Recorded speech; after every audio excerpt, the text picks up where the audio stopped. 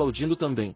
Uma magnífica lua brilhava no céu, que só brilhava uma vez por mês. A névoa pairava no ar, envolvendo as torres da academia. Os calouros que estavam na aula de esgrima hoje haviam se reunido perto da Torre do Tigre. O elfo Gisele ficou no centro, mas seu olhar já não era tão brilhante, parecia vago. Em frente a ele estava Duragu, para quem um Gisele infeliz e deprimido se virou, dizendo que Duragu, como aprendiz da Torre do Tigre Branco, havia sido derrotado. O orc parecia confuso, com perplexidade estampada em seu rosto. Ele tinha certeza de que havia perdido porque era fraco. Alguém na multidão ficou indignado, acreditando que tudo aconteceu porque Lian trapaceou jogando areia nos olhos do orc. Alguns alunos apoiaram essa ideia, dizendo que a derrota não era culpa dele. No entanto, o orc permaneceu firme, acreditando que tudo havia acontecido devido à sua própria falta de habilidade. Gisele argumentou que isso não era o mais importante, e disse que a honra e o orgulho de sua torre foram arruinados por causa dele. Gisele afirmou em tom gélido que Duragu responderia por suas ações, seus olhos brilhando com raios e nenhuma benevolência restante.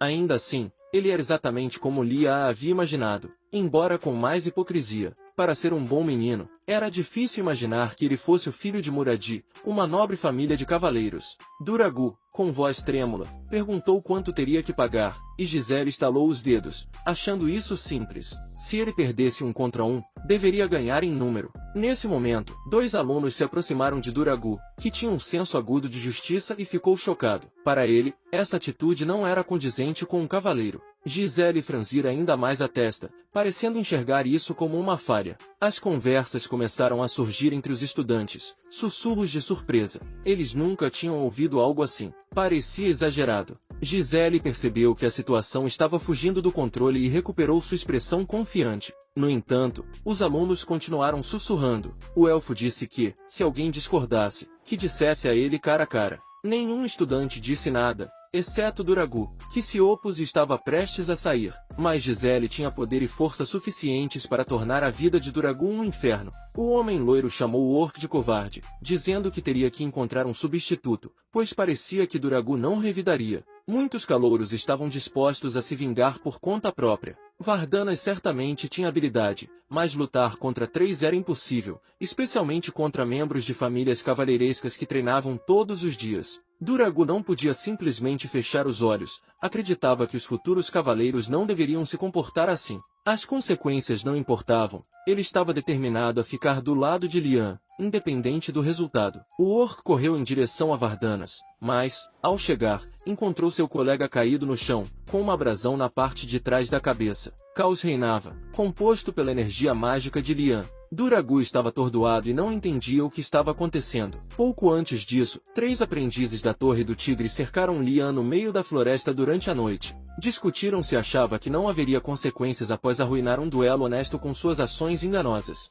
Disseram que se certificariam de que Lian nunca mais participasse das aulas de esgrima. Lian estava cansado dos comentários e decidiu assustá-los. Olhou para eles e perguntou se sabiam de qual casa ele era. Os estudantes ficaram ainda mais irritados e pediram a Lian que se calasse. Aconselharam Vardanas a cercá-lo para impedir que ele escapasse. 3 contra 1 era demais. Lian relembrou o conselho de Vardanas sobre escapar quando superado em número, mas a rota de fuga estava bloqueada. Ele pegou pedras do chão, do tamanho de uma caneta, e as lançou. Os estudantes ficaram horrorizados ao perceberem que ele tinha alguma habilidade mágica. Ficaram impressionados com as ações de Vardanas. Lian não planejou isso, mas aconteceu. Ele lançou a frase provocativa de permitir que se aproximassem se quisessem morrer. Lian tentou manter sua compostura. Os estudantes estavam irritados, mas recuaram envergonhados, prometendo que Lian não sairia impune. Duragu estava chocado com o que testemunhara. Não esperava tanta força de Lian,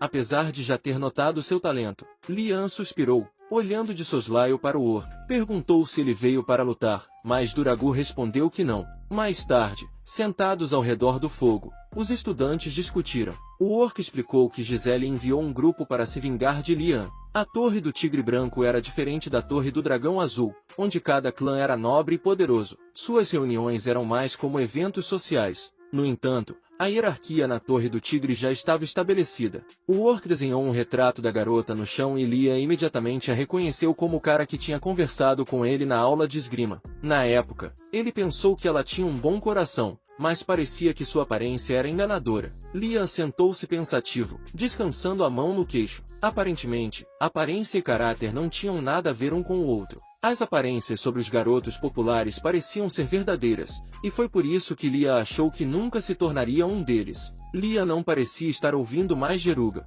O orc ficou surpreso que Liam chamou Gaisel de cara. Será que ele realmente pensava que ela era um rapaz? Liam continuou a pensar se aquela era realmente a razão pela qual Giselle tinha se aproximado dele. Parecia estranho para Liam como aqueles estudantes reagiram à joia. Eles pareciam agir como se a joia fosse a única razão, mas havia muitas razões. Uma delas era que Liam vinha da casa Vardanas. Se Giselle o derrotasse, vinda de uma família poderosa, sua autoridade entre os calouros aumentaria drasticamente. Liam franziu o senho ao perceber que Giselle estava usando como um troféu para aumentar sua autoridade. Isso não era algo bom. O orc estava preocupado que Liam continuasse mostrando seu lado bom, o que causaria inveja e hostilidade dos estudantes da Torre do Tigre Branco. Giselle sabia como mexer com essas emoções, ela sempre se mostrou uma verdadeira manipuladora. O orc apenas queria que Liam soubesse de tudo e fosse cuidadoso, caso decidisse continuar frequentando a aula de esgrima. A Torre do Dragão Azul brilhava com uma luz suave e acolhedora, refletindo o brilho da lua.